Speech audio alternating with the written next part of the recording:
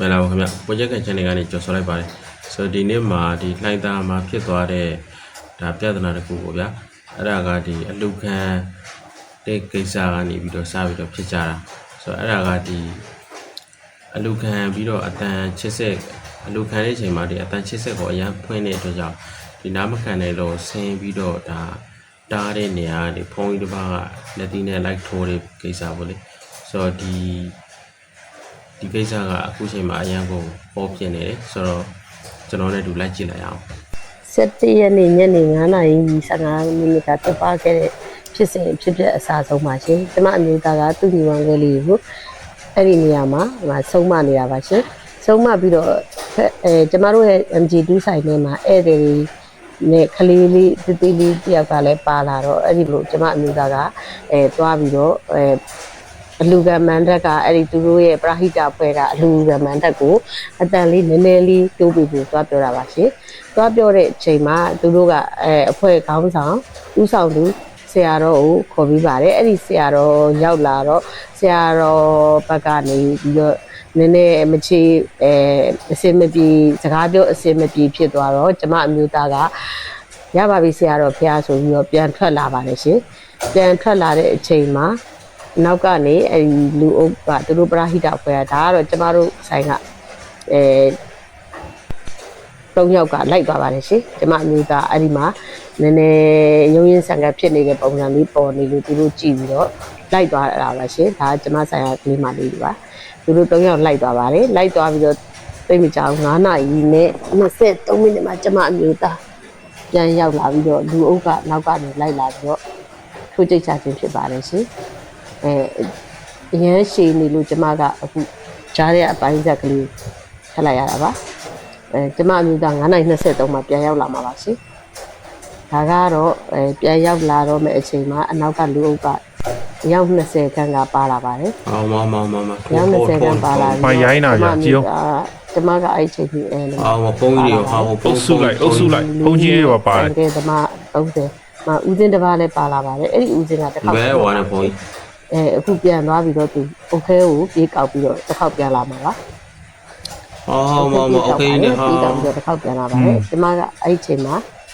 ဆွေးမရအောင်ခေါင်းလျှော်နေတော့အမှပြေးကောက်ပြီးတော့ပြန်လာပါတယ်ခေါင်းလျှော်ကျမအခုထွက်လာပြီးတော့ဦးစင်းကဆရာတော်ဘုရားရဲ့လူတွေပြန်ခေါ်သွားပြီးပါကျမတို့ဆိုင်ရှိမှာဒီလိုမျိုးကြီးဖြစ်တယ်ဆိုတော့အစင်မပြေလို့ပါဖေရလို့ကျမရှောက်နေတာပါလူအုပ်ကိုပြန်သွားပြီးတောင်းဆိုတာပါဒီမှာကိုအောင်သူလည်းရောက်လာပြီးတော့သူလည်းပြန်ပြီးပါတယ်အဲ့ဒါကမပြီးသေးပဲနဲ့သူတို့က9:30မှာပြန်ပြီးတော့တစ်ခေါက်ပြန်လာပါသေးတယ်ရှင်နောက်တစ်ခေါက်ပြန်လာကျမအမျိုးသားထွက်လာပြီးတော့ဦးစီးကိုပြန်လဲရှင်းပြနေတာပါပြီးတော့ကြတော့9:30မှာအဲ့ဒီခမောက်ဆောင်းထားတဲ့လူတယောက်ကကျမတို့ဆိုင်ရှိရနေချင်း6ကျင်းမောင်းပြီးတော့ခေါ်ထုတ်ပါတယ်ကျမအမျိုးသားကိုကျမတို့ကကျမအမျိုးသားကိုဆိုင်ထဲမှာထည့်ပြီးတော့ကျမအိမ်မှာထွက်လာမှာပါအဲ့မှာအကြာကြီးပါပဲကျမတို့ရဲ့အိမ်တစ်စမိတ်အောက်ကြီးဆိုင်တစ်စမိတ်အောက်ကြီးဝင်လာပြီးတော့ချင်း6နေတာချင်း6ကျင်းမောင်းပြီးတော့ပြီးတော့ဒါကတော့အဖွဲ့ကောင်းဆောင်ကိုအောင်သူဖြစ်ပါတယ်ကိုအောင်သူကဝင်လာပြီးတော့သူကတော့ဖြန့်ပြေးတာပါရှင်ဖြန့်ပြေးပေးတာပါသူကိုအောင်သူဝင်လာပြီးတော့ဒီမှာဒီခမောက်တဲ့လူက9မိနစ်ခန့်9:32မိနစ်မှာပြန်ဝင်လာပြီးတော့9မိနစ်ခန့်အဲ့မှာကျမမျိုးသားကိုခေါ်ထုတ်ပြီးတော့ချင်း6ကျင်းမောက်ပါတယ်ရှင်ကျမတို့ကတန်ဃာတော်ကြီးကိုရန်ကားတာဗျာကျမအမျိုးသားကလည်းမိုးပြီးတော့သွားရန်ကားခြင်းမဟုတ်ပါဘူးဒါကိုလမ်းသွားလမ်းလာတွေကကျမအမျိုးသားကအကုန်လုံးနောက်ကနေအုပ်စုလိုက်ကြီးဝိုင်းပြီးတော့လိုက်လို့တော့ကျမအမျိုးသားကပဲမိုးပြီးရန်ပြီးတော့သွားရင်းနေလို့ဆိုတဲ့အခြေအနေပေါက်သွားခြင်းဖြစ်ပါတယ်ရှင်ကျမတို့အဲ့ဒီနေ့မှာပဲဆရာတော်အနာယကဆရာတော်အများကြီးကြောက်တတ်ရဲ့နာယကဆရာတော်ဥပကတလင်္ကာရစီကိုတွားရောက်ပြီးတော့ကျမအမျိုးသားနဲ့ရှောက်ထားတောင်းပန်ပြီးတော့ကျမတို့ဒီကိစ္စကိုဖြည့်ရှင်းပေးဖို့ညှိနှိုင်းဖြည့်ရှင်းပေးဖို့ကျမတို့တွားရောက်ရှောက်ထားခွင့်ပန်ခဲ့ပါတယ်ရှင်အဲ့ဒီကြားထဲမှာအုတ်ကြီးနဲ့ယာယီတို့ကကျမကိုခေါ်ပြီးတော့CCTV မကြည့်ရသေးတဲ့အချိန်ဖြစ်တဲ့အတွက်ကျမကိုခေါ်ပြီးတော့တောင်းပန်ခိုင်းလို့ကျမဖုန်းကြီးเจ้าကိုတွားပြီးတောင်းပန်ပါသေးတယ်ရှင်ဒါကတော့ကျမအခုမှထွက်လာပြီးတော့လူအုပ်ကိုပြန်သွားပေးဖို့တောင်းပန်နေခြင်းဖြစ်ပါတယ်တောင်းပန်တယ်ဆိုတာကလည်းကျမတို့ဘက်ကမှားလို့တောင်းပန်ရခြင်းမဟုတ်ပါဘူးရှင်ဒါပေမဲ့ဒီလိုမျိုးကြီးဆိုင်ရှိမှာအင်းကြီးပြပြအောင် အုပ်စုလိုက်အဖွဲ့လိုက်ကြီးလာရောက်ပြီးတော့စိန်ခေါ်ချင်းချောက်ကျိမ်းမောင်းတာကြီးကတော့ကျမတို့ရဲ့ image ကို MJ2 ရဲ့ image ကအရန်ထိခိုက်နစ်နာပါတယ်ရှင်အရန်ထိခိုက်နစ်နာတဲ့အတွက်ကျမကဆက်နာယကဆရာတော်အများကြီးကြောင်းလိုက်ရဲ့နာယကဆရာတော်ဥပစီကိုတွားရောက်ခွင့်ပန်လျှောက်ထားပြီးတော့ဖြည့်ရှင်းပေးဖို့ကိုကျမတောင်းဆိုခဲ့ပါတယ်ရှင်တောင်းဆိုခဲ့ပြီးတော့ဒါကတော့ကျမကလူအုပ်ကိုတွားပေးဖို့ကျမတို့တွားပေးဖို့ကျမကထပ်ရောက်ပြီးတော့ခဏလေးပြောရမယ်ဟိုကျွန်တော်ခဏလေးပေးမယ်မခဏလေးကျွန်တော်ပြောရမယ်ဟုတ်တယ်မကြိုက်ဘူးဆိုရင်ပြန်တင်ပေးမယ်ဆိုတော့အခုမင်းကြီးထားတဲ့စာကမင်းတို့ပရာဟိတကိုငါလောက်ထားတဲ့ဟာပို့ပြီးတော့မီးအောင်ဟတ်တယ်။ဘာကြောင့်လဲဆိုတော့ငါတို့ပဲမင်းတို့တင်ထားတဲ့ငါကဟာရဲ့ပုံရှင်းမှာငါကဒီမှာလည်းအဝိဇ္ဇာဝိုက်ထားတယ်ရ။ပရာန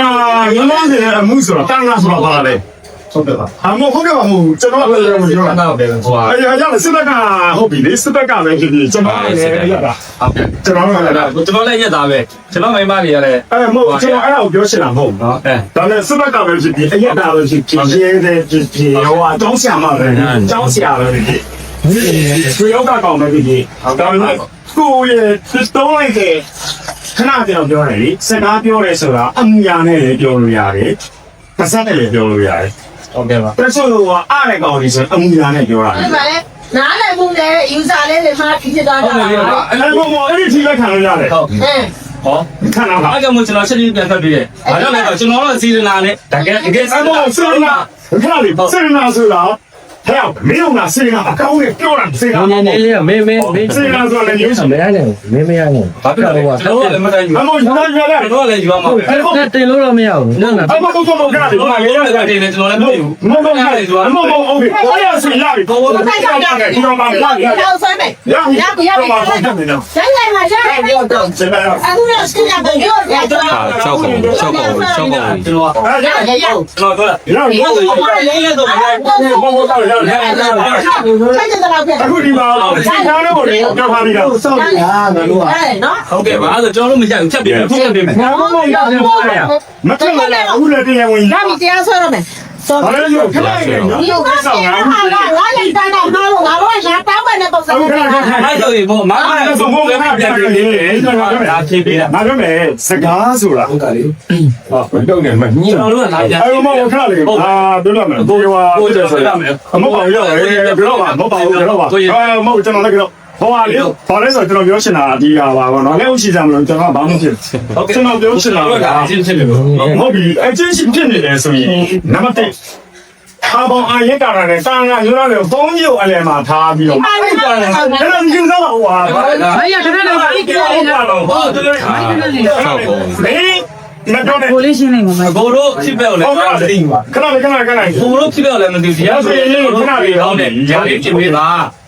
ဒီလိုတင်ထားလို့ဒါလေးတက်နေလို့ပါဆိုဟုတ်ကဲ့ဟုတ်ကဲ့ကျွန်တော်ဘာမှလည်းဆိုတော့ပြောထားတာမရှိဘူးအမောစောစောကလည်းမပြောထားဘူးဒါပေမဲ့စောကားတယ်ဆိုတော့အရေးသားတွေပါတယ်ကျွန်တော်ကချက်ပေးဆိုရင်ချက်ပေးမယ်အမေပြောပြလိုက်လည်းမရှိဘူးဒါဆိုရင်ဟိုမှာတော့လည်းပြင်ဆိုတော့တင်ပေးမှာခဏလေးကျွန်တော်လည်းဟိုပါလေကျွန်တော်ပြောပါလားဗျဟုတ်ကဲ့ဟိုပါလေပါလေဆိုတော့အခုညီလေးချက်လိုက်ဟုတ်ကဲ့ချက်ဒါပေမဲ့အခုကျွန်တော်ချက်တန်တယ်လို့ရတယ်ဘာကြောင့်လဲဟုတ်ကဲ့ပါမင်းတင်ထားတဲ့အချိန်ဘယ်လောက်ရှိလဲအဲ့ဒီအချိန်မှာကြာပြီရတာကဟိုကအဲ့ဒါကျွန်တော်ပြောချင်တာစားပြတဲ့နေရာတင်ဟုတ်ကျွန်တော်ခဏလေးပါမဟုတ်ပါဘူးမင်းရလည်းငါ့ကိုလာပြီးတော့ပြန်ပြောဒီမှာလူရောက်ပြောနေတယ်ဟုတ်ကဲ့ဟုတ်မာကြီးခဏလေးနေလိုက်မာကြီးတမီးလားကျွန်တော်ကအိမ်မှာကျွန်တော်ကလေဘယ်ကြီးလို့ယူဘယ်ကြီးကမာကြီးဘာခေါ်နေမှာဘာဖြစ်လို့လဲဆိုကိုချိုးစွန့်ပြီးတော့မှကိုသူများ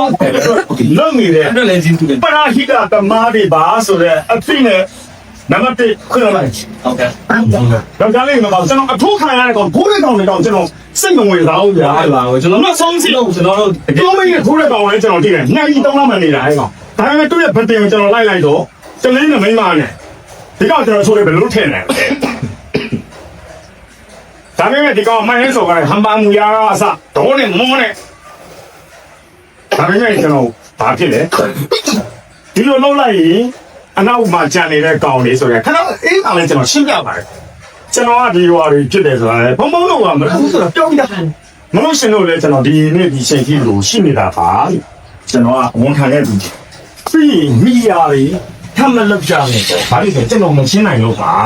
ပြီးတော့အခုဒီရာအကျန်းရတယ်ဘာလို့အဲ့လိုအထိုးခံရတယ်အထိုးတဲ့လူတွေတော့ခွင့်လို့ပြောဒီပုံလေးဆွဲရပြီးဒီလိုတင်လိုက်တာဒါကိုခွင့်လို့တာဘာကြောင့်လဲဆိုတဲ့ဟာကိုပြအောင်လို့လဲတရားဝင်ပြောပြတာအဲ့ဒါကိုလည်းမဆရာတော်တွေကတူချောက်လိုက်တယ်အချင်းများတွေဒီဟာရတာဟုတ်ပါတယ်အချင်းများခေါ်ပြီးတယ်ဟုတ်တယ်တည်တယ်သူတို့ကဒါဒီရက်ွက်ရုံးမှာခံဝန်တော့ထိုးရမယ်ပြီးရင်ချစ်ချင်းနဲ့တော့သူတို့ကောင်းတယ်လူလူချစ်ချင်းနဲ့တောင်းပန်ပေးပါအဲ့လိုမျိုးပြောတော့ရတယ်လည်းလုပ်ပေးမယ်ဟုတ်ဒါပေမဲ့အချင်းသားကြီးတစ်ခုတော့ရှိတယ်ကျွန်တော်ပုံရဲ့ကျွန်တော်မိမရဲ့ပုံရဲ့အဲ့ပြီးတော့မောက်တဲ့စာရှောက်ရေးပြီးတော့မှကျွန်တော်တို့ခွင့်ပြုချက်လည်းမရှိဘဲနဲ့ ဟုတ်ကဲ့ဦးဇင်းတို့လည်းတရားမလူလည်းမဟုတ်ဘူးလုံးလေးကဘုဒ္ဓကာရတွေကဦးဇင်းရှိသေးတာကျောင်းကိုနည်းနည်းကြည့်နေတာလေ တင်ပါဗျာဟုတ်ပါတယ်ဗျာ အဲ့ဒါဦးဇင်းအဲ့ဒါကိုတိတ်တော့လည်းမကောင်းဘူးကြလားဘာလို့လဲဆိုတော့ဦးဇင်းနဲ့ညီကိုလိုနေတာလေတရားကတော့လိုနေတာလေ တင်ပါ အဲ့ဒီကကြအဲ့လိုချက်ရတယ်ဦးဇင်းနဲ့တော်ဆုံးကောင်းတယ်မင်းရ တင်ပါပါဗျာ အဲ့လိုမရတာကပုံလေးရှိပြီ တင်ပါဗျာ အဲ့ဒီလည်းစိတ်ကောင်းဘူးကြလားကြားရနေကြလို့ဦးဇင်းဘာလို့လဲတော့မသိချင်ဘူးဒီကေစိတ်လည်းမကောင်းကြလားမဟုတ်ဘူးမျိုးလေဦးဇင်းစိတ်ကြတယ်ကြီးတောင်းမှနေတယ်ကမတို့လည်းတောင်းမှနေတယ် တင်ပါပါဗျာတပည့်တော် ဒီဘာကမှဦးဇင်းတွေဦးဇင်းမရတာ အောင်မဒီလိုတိုင်တော့ပြီးရင်တပည့်တော်တို့ကအများနဲ့ဖြစ်သွားတဲ့ပုံစံမျိုးဖြစ်တော့ဟိုအသက်အနေနဲ့စိုးရိမ်ရတယ်ပေါ့နော်စိုးရိမ်ရတော့တပည့်တော်အခုမီဒီယာပါခေါ်ပြီးတော့ရှင်းဖို့စီစဉ်နေတာမီဒီယာပါခေါ်ပြီးရှင်းမယ်ပေါ့နော်ဒီတစုံတစ်ခုဒီကြားထဲမှာဖြစ်တယ်ဆိုရင်ဒါအကုန်လုံးတိုင်းတစ်ပြည်လုံးသိမယ်ကိစ္စသိရမယ်ကိစ္စဖြစ်နေလို့လေအဲ့လိုမျိုးအဲ့လိုအထီကိုစဉ်းစားဆုံးဖြတ်ထားပါတယ်ဗျ ဟုတ်ကဲ့ပါဟုတ်ကဲ့ပါ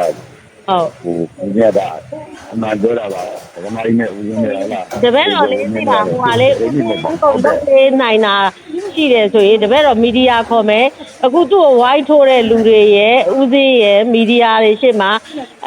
ဦးစင်းကတော့မတောင်းမှန်ပါနဲ့ရတယ်ဦးစင်းကတောင်းမှန်မှာမဟုတ်တပည့်တော်တို့ဘက်ကတပည့်တော်က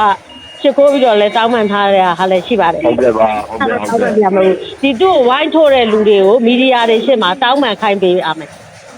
ဟုတ်ကဲ့ပါဟုတ်ကဲ့ဦးဇင်းတန်းလူကျူတာပြပါမယ်ဦးဇင်းတည်းကြည့်ပါမယ်နော် အဆင်ပြေမယ်ဆိုရင်တပည့်တော်စီစဉ်လိုက်ပါမယ်ဗျ ကဲဒီနေ့ကတော့ဒီလောက်ပါဗျဆိုတော့ဒီဗီဒီယိုပိုင်းကိုကြည့်ပြီးတော့ကျွန်တော်စိတ်ထဲမှာတွေးမိတာတစ်ခုရှိတယ်ဟိုတခါတော့ကျွန်တော်ဒီအနေမကောင်းတဲ့အဖွားတစ်ယောက်ပေါ့လားဆိုတော့အဲ့လိုင်းသားဖွင့်ပါပဲဒီသူတို့ကဒီအလူခံနေဆိုပြီးတော့အတန်ရှစ်စစ်ကြီးတွေလည်းတုံတုံရှေ့မှာအလုံးဖွင့်နေကြတာပေါ့အဲ့ချိန်မှာအဖွားကိုနှလုံးဖောက်ပြီးတော့ဆင်းရောက်လာတဲ့ဖြစ်ပျက်တွေလည်းရှိတယ်ဆိုတော့ဒီပြဿနာတွေကိုအခုဒီတောင်ဝင်ရှိတဲ့လူတွေကဒါစီစစ်ပြီးတော့ဆောင်းရရမယ့်အနေအထားကိုရောက်လာပြီဘာဖြစ်လို့လဲဆိုတော့ဒါတော်တော်ဒုက္ခတွေရောက်နေကြတဲ့တချို့လူတွေနားမခံနိုင်ဘူးအဲ့လိုပဲပေါ့နော်ဆိုတော့သွားပြီးတော့လမ်းမှာသွားပြီးတော့ဖွင့်နေတာမဟုတ်ဘူးလေအချိန်မှရပြီးတော့ဖွင့်နေတာအဲ့ကြတော့ဘယ်လိုမှဆင်မပြေနိုင်ဘူးအဲ့လိုနားမခံနိုင်တဲ့လူတွေရှိတယ်နှလုံးပြောတာတွေရှိတယ်နှလုံးရောဂါတွေဆိုအမောဖောက်လာတယ်လေအဲ့လိုတုံတုံဖြစ်နေလို့ရှိတယ်အဲ့တော့တချို့ခေါင်းကိုက်နေတဲ့လူတွေကြားရတယ်အဲ့လိုအတန်တွေတကြွကြွဖြစ်နေလို့ရှိရင်အဲ့လိုတွေ့တိုးလာတယ်အဲဒီလိုပုံစံမျိုးရှိတယ်ဆိုတော့ဘယ်ဖက်ကပဲကြည်ကြည်ဒါကမကောင်းတဲ့အရှင်တွေပဲဆိုတော့အားကြောင့်မလို့ဒီတန်80ဖွင့်တဲ့ကိစ္စတွေကိုတောင်ရှိတဲ့လူတွေကစီစစ်ဆောင်ရွက်ရမယ့်အနေအထားကိုရောက်လာပြီပေါ့ဗျာဆိုတော့အဲ့လိုမျိုးဖြစ်ပါစေလို့ပဲဆုတောင်းပါတယ်ဆိုတော့ဒီနေ့ဒီဗီဒီယိုလေးကိုကြည့်ပြီးတော့ဘယ်လိုထင်လဲအောက်က comment ထဲမှာဝင်ရောက်ဆွေးနွေးညှိနှိုင်းသွားလို့ရပါတယ်ကျွန်တော်ရဲ့ channel လေးကိုလည်း subscribe လုပ်ပေးဖို့ကျွန်တော်ဒီနေ့ကနေတောင်းဆိုပါတယ်အားလုံးကျေးဇူးတင်ပါတယ်ခင်ဗျနောက်ဗီဒီယိုမှာထပ်ဆောင်ပါမယ် bye bye